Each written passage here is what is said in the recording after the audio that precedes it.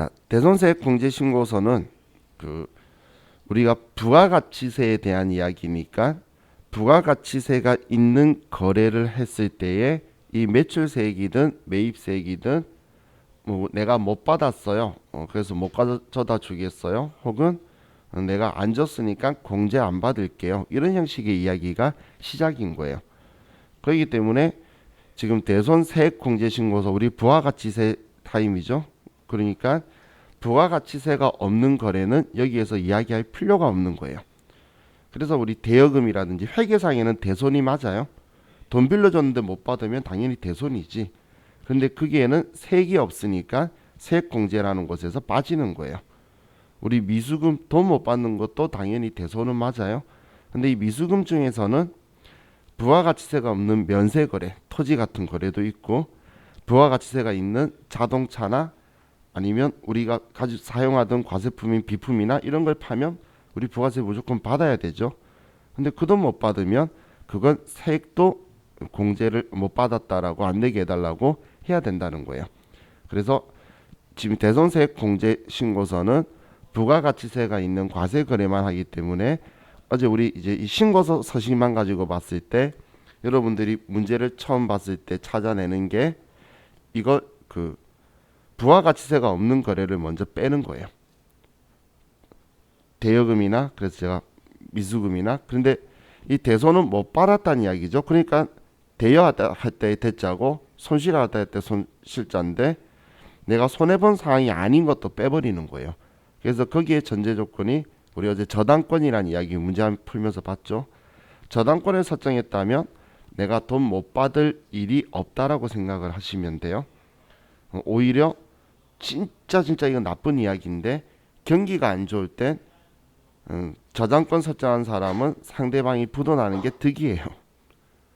왜냐면 1,000만원 빌려줬는데 저당을 1,200만원 잡고 있는 거예요.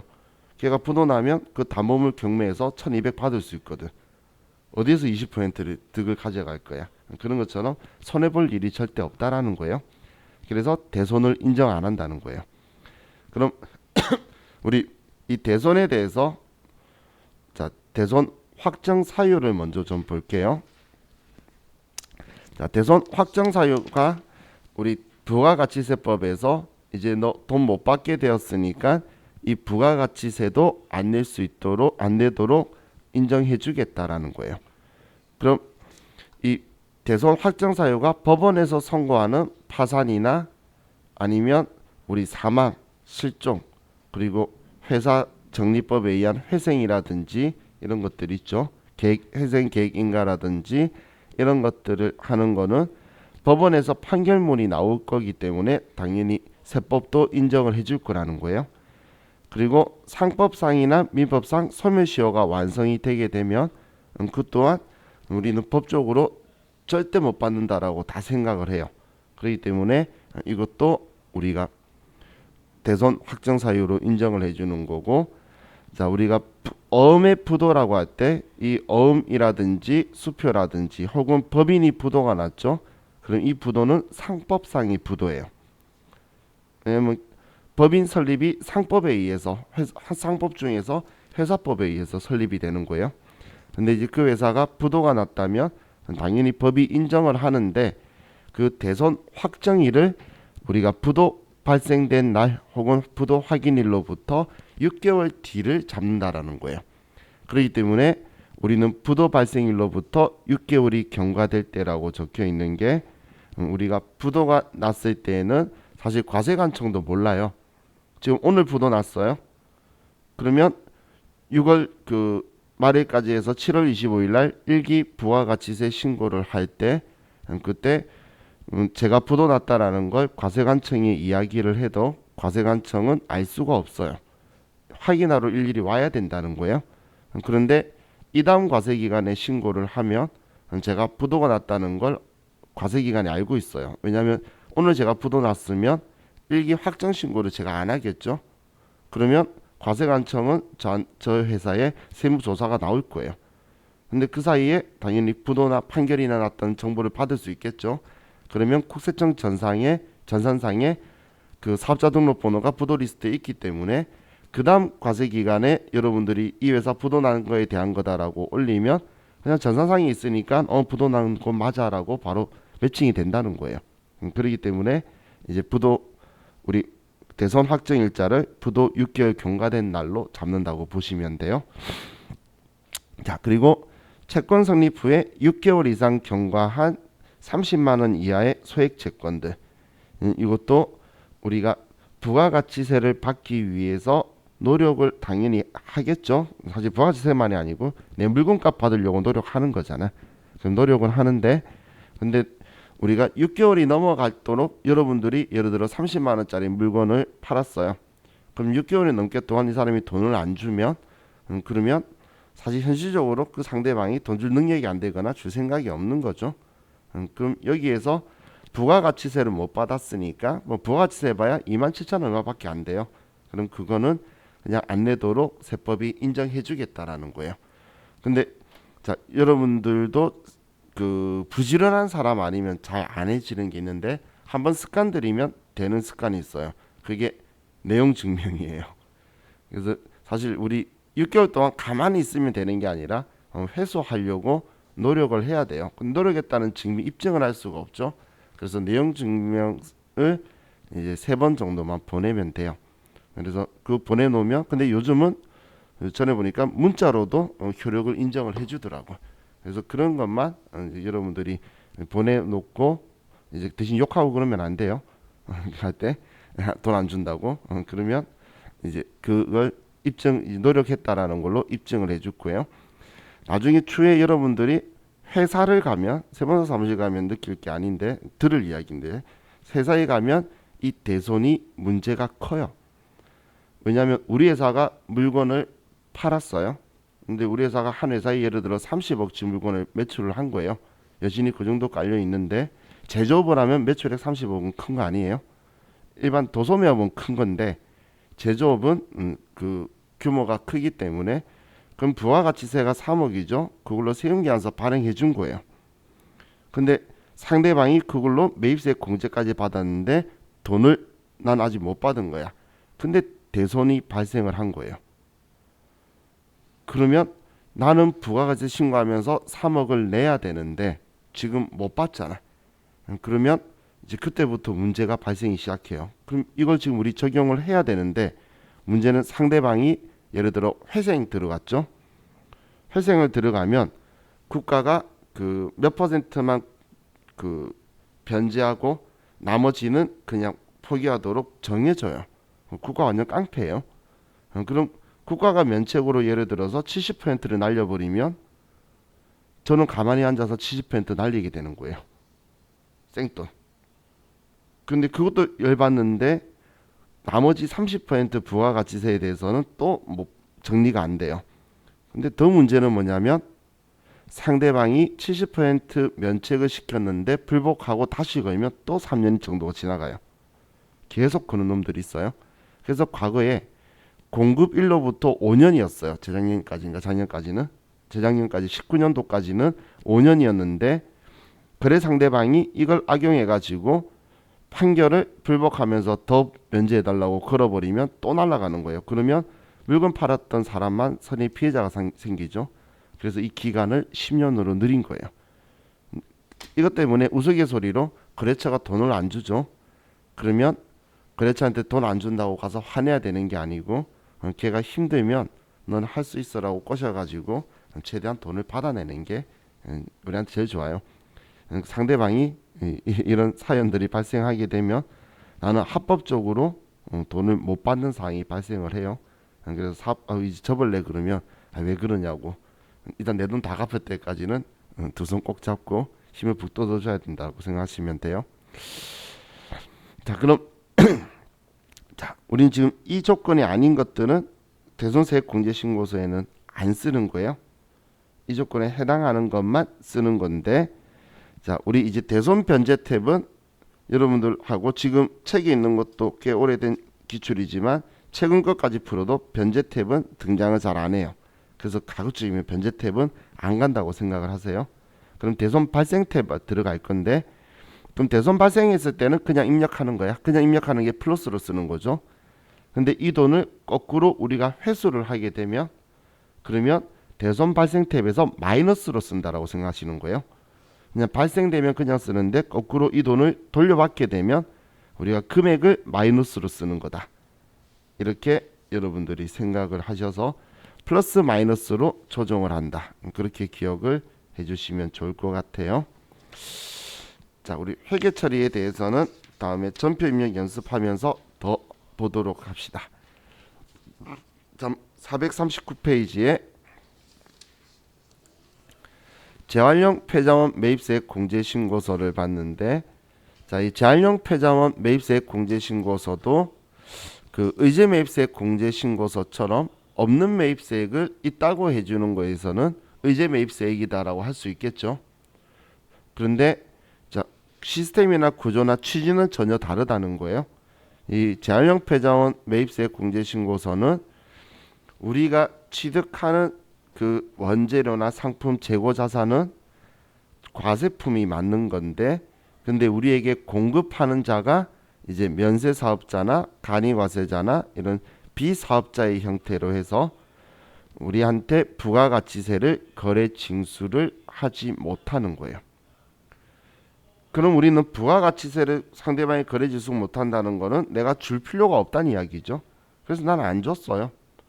안 줬는데 이 매입세 없는 주지도 않은 매입세액을 있다고 해주겠다는 거예요. 그럼 얘는 이제 정책적인 목적으로 한다라고 보시면 되는데, 고철이나 폐지 혹은 구리 스크랩 이런 것들은 103분의 3이라는 공제율을 해주게 될 거고, 그리고 중고 자동차는 110분의 10으로 공제를 해주고 있다라고 보시면 돼요. 그럼 얘네들한테 만약에 시험에 나오면 여러분이 꼭 기억해야 되는 게 세금 계산서 수치분들이 있을 거예요. 그러면 세금 계산서 수치분은 세금 계산서 받았다는 건 부가가치세를 과세사업자한테 줬다는 이야기죠. 그러면 그냥 정상적인 형태로 그 매입세액을 주고 공제 받으면 끝나는 거지 더 이상 여기에 들어올 필요는 없는 내용인 거예요. 한마디로 재활용 폐자원 매입세액 공제 대상은 아닌데, 우리가 재활용 폐자원 매입세액 공제 한도 계산을 하기 위해서는 세금 계산서 매입분도 우리가 뺀 나머지를 공제 대상으로 한도 계산할 거기 때문에 우리 전산에 입력할 때 서식을 작성할 때는 이 세금 계산서 매입분도 필요하다라는 거예요.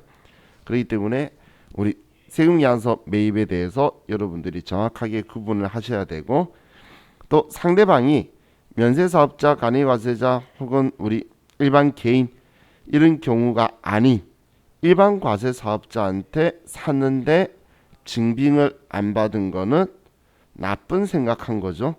그렇기 때문에 그건 우리는 재활용 폐자원 세액 공제 대상이 안 된다라고 보시면 돼요. 자, 그럼 이 서식이 나오면서 매입 매출 전표에 입력하라고 만약에 나온다면 우리 의제 매입세액 공제 신고처럼 의제류 매입 탭에 가서 여러분들이 그 작성을 하시면 매입세액 의제 매입세액 죄송해요. 재활용 폐자원 매입세액 공제해주는 이 공제율만큼 원재료나 상품의 취득 원가를 줄이고, 그리고 부가세 대급금으로 회계 처리를 해줄 거예요. 그래서 우리 여기에서 입력을 하는 방식으로 우리 매매출 전표 입력하라 그러면 하시고, 그게 아니면 뭐 재활용 폐자원 세액 공제 신고는 입력하는 게 어렵지가 않죠. 그럼 한도 계산은 우리는 확정 신고 때만 하지 예정 신고 때는 한도 계산을 하지 않는다는 거예요. 그냥 한도 계산 안 한다는 건 그냥 매입액이 있으면 공제율만큼 적격 증빙을 갖추거나 그랬으면 해주겠다는 건데, 그런데 확정 신고 때는 우리가 과세기간 기준으로 해서 우리는 매출액 대비 80%를 해줄 거고, 그러면 우리가 80%만큼 매입한 걸 인정해 준다는 거니까 그럼 과세기간 동안 매입한 걸로 써야 되겠죠. 그래서 세금 계산서든 재활용 폐자원 매입세액 공제대상 매입액이든 전부 다 과세기간 거 쓰는 거예요. 제가 과세기간 거 쓴다라고 표현하는 건 예정신고 때 거든 확정신고 때 거든 둘 다 여러분들이 잊지 말고 써야 된다는 이야기예요. 그래서 그것만 여러분들이 주의하시면 자율형폐자원 세공제신고서는 잘 하실 수 있을 것 같아요. 자, 다음 443페이지에 건물 등 감가상각 자산 취득명세서를 보면, 자, 이 건물 등 감가상각 자산 취득명세서는 우리가 부가가치세 신고할 때에 고정자산 취득이라는 곳에 금액이 들어가면 일단 여기에는 작성이 다 들어간다고 보시면 돼요. 근데 이걸 제출하는 거는 조기 환급을 받으려고 할 때 제출하는 건데, 그런데 여기에 세금계산서 받은 것 중에 공제 안 되는 것도 들어간다라는 거, 그것만 여러분들이 안 빠뜨리시면 될 거예요. 입력하는 방법은 쉬웠죠. 그냥 취득하고 그리고 어디에서 샀고 얼마 주고 샀고 그것만 쓰면 돼요. 그렇기 때문에 입력하는 건 어렵지 않으니까. 그럼 여러분들은 이렇게 그냥 거꾸로 역으로 생각하면 이제 감가상각하는 자산 알겠잖아, 그죠?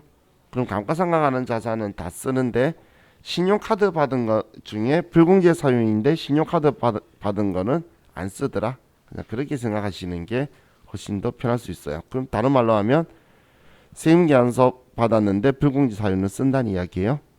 그렇게 기억하시면 될 것 같아요. 자, 다음 우리 영세율에 대해서 이야기했었는데, 이 영세율 첨부 서류 제출 명세서는 사실 시험에 나온 적이 없어요.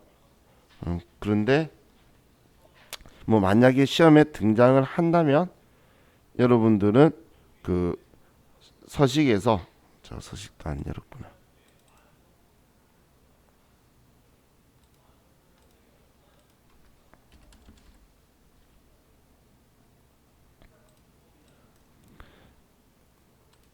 이 서식에서 우리가 쓸 때에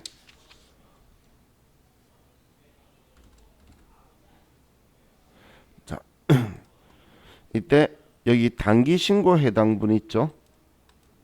이 단기 신고 해당분이 지금 이 선적일자가 부가가치세법한테는 공급식이에요.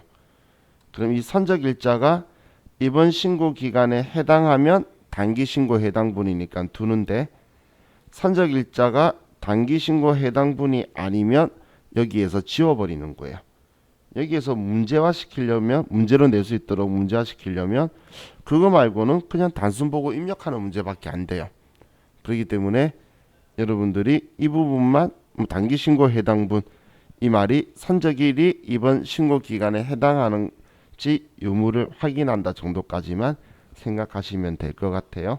왜냐하면 이 수출시적 증명은 발급받으면 다 같이 써서 그냥 제출을 하니까 이때 것 아니다라고 쓰게 되는 거예요.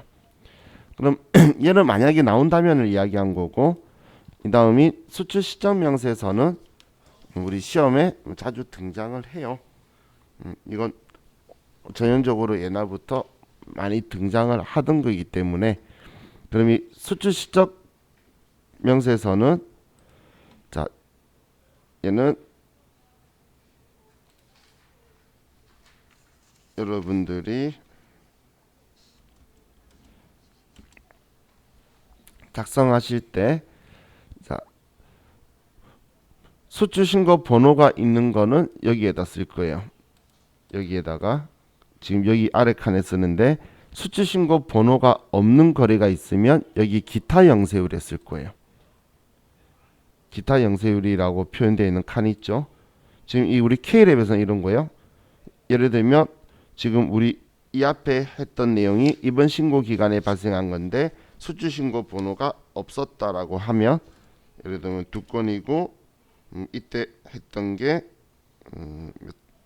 800만 엔이었고 원화로 계산했더니 8,500만 원이다.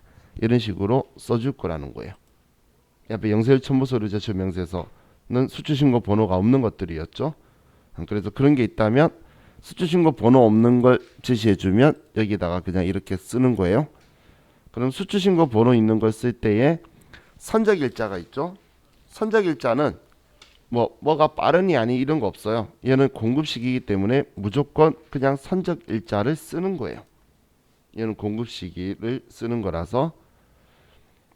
그럼 우리 주의할 게 수출신고일자, 이런 신고일을 줄 건데, 수출신고일은 관세법에서 필요한 거지 부가가치세법에서는 전혀 쓸모가 없어요. 그 어디에도 쓸 필요가 없는 정보이기 때문에 수출 신고 일자는 신경 안 쓰셔도 돼요. 근데 계속 현혹시키려고 신고 일자를 계속 줘요. 뭐 그날 환율까지 주고 그러는데 다 필요 없어요. 그러면 선적일을 여기에다 쓸 거고, 통화 코드는 거래 국가가 아니고 우리가 거래한 금액에 어떤 통화로 거래했다고 적혀 있을 거예요. 그래서 거래 통화를 쓰는 거예요. 그래서 일본한테 물건을 수출했는데 거래 금액은 뭐 $10,000일 수도 있겠죠. 그러면 거래 통화는 US 달러인 거예요. 그래서 국가에 현혹되지 마시고 거래한 금액을 보는 거예요. 전에 그 세무일급에서 장난치면서 한번 나온 게 일본이었나 미국이었나 중국이었나 위안도 나오고 그러는데, 근데 거래 통화가 KRW였어요. KRW는 어느 나라 화폐죠? 우리나라잖아요. 원화가 KRW예요. 그래서 여기 통화 코드에 한국이라고 쓰고, 그럼 우리 1원은 1원이잖아. 그래서 환율을 1원 쓰는 게 나온 적이 있어요. 물론 세무 2급이 아니고 세무 1급이었는데 그게 세 군데에 서로 다른 곳에 주는데 한 군데가 통화가 KRW였어요. 그래서 저도 보고 웃었는데 의외로 사람들이 많이 당황을 했더라고. 그러면 순간 자기도 모르게 거래 국가로 눈이 쏠려요. 그러면 안 되겠죠. 그래서 우리 거래한 통화 금액으로 가야 돼요. 왜냐면 미국 사람한테 수출할 때 원화로 받겠다라고 할 수도 있는 거잖아요. 꼭 달러로 받겠다고 해야 되는 건 아니죠. 그렇기 때문에 이런 거래 통화를 쓰는 거예요. 그럼 이 환율을 쓸 건데 이 환율이 선적일하고 우리가 대가를 받아서 환가한 날하고 두 개 중에 빠른 날 환율을 적용할 거라고 보시면 돼요. 그래서 이것 때문에 얘가 한 번씩 나중 되면 헷갈리는 거예요. 환율을 빠른 날 거 쓰라는 거지 선적일을 빠른 날 쓰라는 게 아니에요. 선적일은 선적일인 거고 그냥 선적일을 쓰는 거고, 환율을 선택할 때에 빠른 날의 환율로 과세 표준을 잡을 거기 때문에 우리는 빠른 날 환율을 선택하시라고 하는 거예요. 이 수출 시점 명세에서는 지금 이거 하고 우리 이 선적 일자가 조회 기간 이번 신고 기간이 아니면 입력 안 하는 거, 그거 외에는 특이한 게 뭐 나올 확률은 별로 없다고 생각하시면 돼요. 그래서 그 부분들만 여러분들이 잘 체크하셔서 쓰시면 돼요. 거의 대다수 문제 포인트는 어떤 환율을 선택하느냐, 그거에 대한 게 포인트일 거예요. 그냥 우스갯소리로 그 우리나라는 원이죠. 우스갯소리야 이거 우리 상식? 아니 상식은 아닌데. 자, 우리나라는 원이죠. 중국은 위안이죠. 일본은 엔이죠. 우리 그렇게 표현하잖아요. 말할 때. 근데 우리나라 원의 한문하고 중국의 위안의 한문하고 똑같은 거 아세요? 우리 한문 이 글자 예 이렇게 하는 거 있죠? 이게 위안이에요. 그리고 우리나라는 원이라고 읽잖아. 근데 위안을 이걸 일본이 읽을 때 N이라고 읽어요. 그 다 똑같은 걸 가지고 서로 다르게 표현하는 거예요. 그래서 우리가 통화 기호할 때 이거 하고 뭐 우리 N하는 이거 하고 이렇게 다르게 쓰죠. 근데 한문으로 쓰면 다 망한다고 이야기를 해요. 그렇기 때문에 다 똑같은 말을 쓰고 있어요. 제가 말했죠. 상식은 아닌 것 같은데 다 똑같은 거 쓴다고.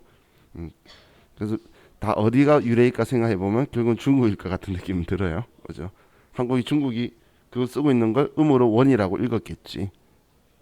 또 뭐 한국이나 일본이나 뭐 그 원주민 빼고는 다뭐 같은 사람 같아 보이죠. 전에 어떤 사람이 이런 말 하던데, 우리나라 백제 사람들이 일본으로 많이 넘어가서 뭐 된 게 그게 사실이라면 일본이 우리나라를 침략하는 목적은 자기들 입장에서는 자기 땅 찾으러 온 거라고. 우리나라 사람들이 넘어간 거니까. 근데 그 말 들어보니까 또 그 말 원리도 맞아요. 그죠? 자, 말로 샜고 자, 우리 어제 했던 내용은 여기까지가 저와 같이 한 거였죠. 자, 그럼 지금 우리 방금 수출까지 했는데 자, 이 부분만 한번 체크를 하고 이제 쉬었다가 오늘 새로운 거 나갈게요. 자, 지금 제가 체크하겠다는 게 이제 부가가치세 신고서 이야기를 하는 건데 자, 우리 오늘 이야기했던 거 가지고 생각을 해보면 자, 저와 같이 처음에 오늘 대손세액 공제 신고를 이야기했었죠. 그럼 대손세액 공제 신고했을 때에 매출세액에 대해서 대손을 당하면 여기 8번에서 대손 당했으니까 못 받잖아. 못 받으니까 여기에서 빼는 거예요. 자, 보세요. 자, 여러분 중에 혹시 이 말 기억나시는 분 있을까요? 과세 표준에서 공제하지 않는 것. 그런 표현 있었던 기억은 나시죠? 우리 과세 표준 이론 설명드리면서 과세 표준에 포함하는 것, 포함하지 않는 것, 공제하지 않는 것. 그러면서 공제하지 않는 것에 대손금, 판매장려금, 하자보증금 그런 이야기 했었어요. 근데 그 대손금을 과세 표준에서 공제하지 말라는 게 빼지 말라는 거잖아요. 그게 무슨 말이냐면 이런 거예요. 자, 우리가 1,000만 원의 물건을 팔았어요. 그러면 여기에 들어가는 게 과세 표준이죠. 그래서 10%에서 100만 원 세금이잖아요. 그런데 이 돈을 못 받게 된 거예요. 그럼 못 받으면 얘를 지울 거냐 이야기예요. 근데 부가가치세법은 지우지 말고 이대로 돌아가 과세 표준에서 공제하지 말고 넣어두라는 거예요. 그 이유는 나중에 대손세액 공제 신고에서 이렇게 100만 원을 빼주면 너는 매출세액은 없으니까 신고할 때 과세 표준은 100만 원인데 세액은 0원이 되도록 해줄 테니까 얘는 빼지 말고 넣어두라는 게 과세 표준에서 공제하지 않는 것이라는 말의 의미다라고 보시면 돼요. 그럼 대손당해도 일단 여기는 다 넣고 거기에서 매출세액만 신고를 해서 안 받도록 빼는 방식이 여기인 거예요. 그럼 우리 대손을 당했으면 부가가치세 신고서에서는 못 받았으니까 빼는 거예요. 근데 거꾸로 만약에 지금 나는 그냥 이렇게만 신고를 해야 되는데 과거에 대손세액 공제 받았던 가격에 부가가치세 200만 원을 받은 거예요. 그럼 거꾸로 이번엔 내야 되겠죠. 그러면 회수했으면 거꾸로 부가가치세 200만 원을 플러스로 쓸 거라는 거예요. 그래서 못 받게 되면 빼야 되고 받았으면 내야 되니까 더 해야 된다라고 생각하시면 돼요. 여기 위치가. 자, 그럼 우리 47번이 매입에 대한 건데 이거 작성하는 건 세무일급도 그렇고 단 한 번도 나온 적이 없어요. 그래서 크게 고려 안 하셔도 돼요. 자, 그럼 우리 재활용 폐자원 세액 공제 보면 우리 예를 들어 103만 원치 샀는데 얘가 공제 고철이라서 공제가 된다고 볼게요. 그러면 여기에 103만 원치 샀다고 들어오는 거예요. 그럼 우리가 103만 원치 사면 103분의 3이면 103만 원에 곱하기 3 나누기 103 하면 3만 원 나오죠. 곱하기 103분의 3 할 때 항상 분자를 먼저 곱하고 분모를 나누는 순서로 하시자라고 했죠. 그러면 공제되는 3만 원을 이렇게 쓰는 거예요. 우리 의제 매입세액 공제 104만 원이었다면 의제 매입세액 공제 104만 원이었으면 104만 원. 그럼 우리 중소제조업이면 4만 원 공제된다. 이런 식으로 써주는 거예요. 자, 그리고 우리 건물 등 감가상각자산 취득 명세서는 세금계산서 받은 거 불공제든 공제든 여기에 들어오거나 신용카드나 현금 영수증 받은 거에서 공제되는 거 얘는 42번에 들어오는 얘가 고정 우리 건물 등 감가상각자산 취득 명세서하고 금액이 같이 일치할 위치다라고 보시면 돼요. 자, 그리고 우리 영세율 첨부 서류 제출 명세서하고 수출 시점 명세서 봤는데 영세율 첨부 서류 제출 명세서는 5번일 수도 있고 6번일 수도 있어요. 영세율인데 수출하고 관련돼 있으니까 내국 거래면 5번 세금계안서. 내국 거래가 아니고 외국으로 바로 나간 거면 증빙 없으니까 기타. 그런데 수출 시점 명세서는 당연히 수출 신고 보니까 100% 직수출이죠. 그렇기 때문에 여기 6번 칸에 들어올 거예요. 그럼 방금 우리 작성했던 얘 금액 있죠. 지금 기타 영세율이 없다라고 하면 이 금액은 원화 금액이 이 금액은 무조건 6번 칸에 우리가 작성해 하면 들어와 있어야 된다는 이야기예요. 우리 방금 수출 시점 명세서에 이 금액이 지금 직수출한 거죠. 그러면 이 금액은 영세율의 기타 6번 칸에 무조건 들어와 있어야 된다. 이렇게 생각하시면 돼요. 자, 우리 이번 시간 여기까지 하고 쉬었다가 이제 451페이지에 수출 신용카드 매출전표 수령명세서 볼게요. 자, 쉬었다 합시다.